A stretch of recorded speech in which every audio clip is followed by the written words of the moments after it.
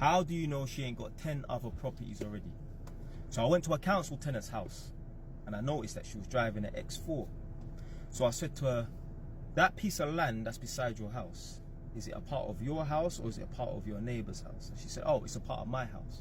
So I said to her, because you're a council tenant, you know, you could get a discount if you buy the property. But regardless of that, if you buy this property off of the council that you're living in right now, because that piece of land is attached to your house and not your neighbour's, you know, potentially you could get planning permission and build a 3-bed house.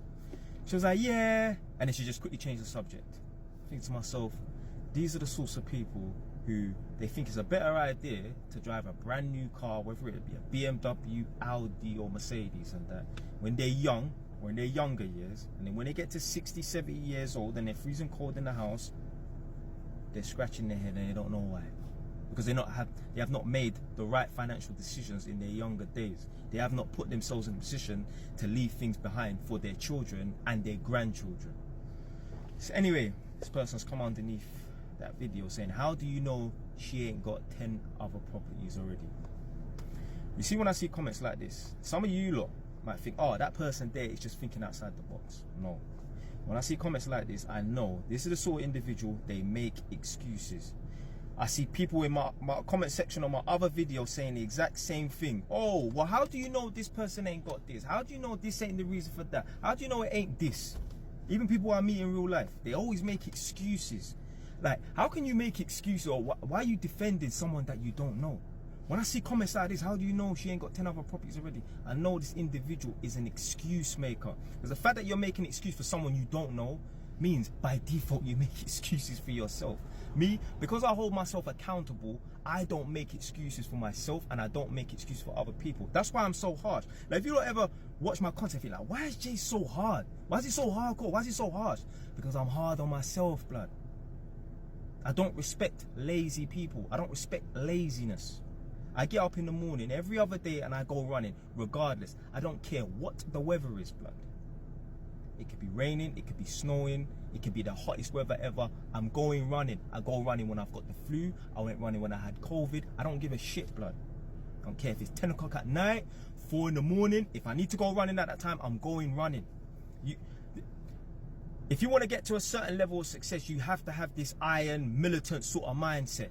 And when you have this iron sort of militant mindset, you don't make excuses. And when you don't make excuses for yourself, you expect and you hold everyone else in this world accountable.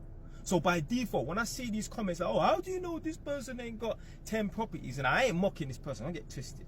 But how do you know this person ain't got 10 properties? And that I know this is the sort of individual, they make excuses. You don't know this person, you ain't seen them, you haven't interacted with them, you can't gauge whether they're a fool or not, but you're trying to defend them because you're an excuse maker for yourself. All the time, people, like I'll talk, why is this person doing drugs? Like, why are you doing drugs for? Like, I don't respect people that do drugs. I don't rate people that do drugs. Why are you doing drugs for? Well, you don't know what happened to them, blood. You don't know them as well. Yeah? You're making excuses for someone that you haven't met. So I know by default you make excuses for yourself because that's your default mindset.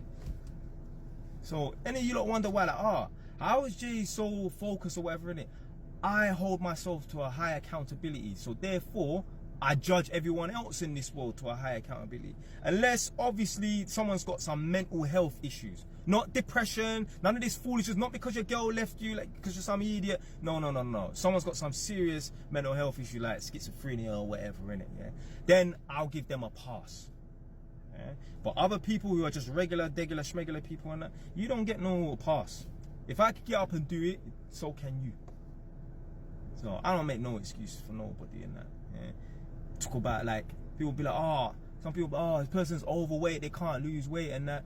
And some people, I'll say like, why are they not making effort to lose weight or whatever? Or you don't know, they might have something wrong with their legs and that. Bro, why are you making excuses for people that you don't know?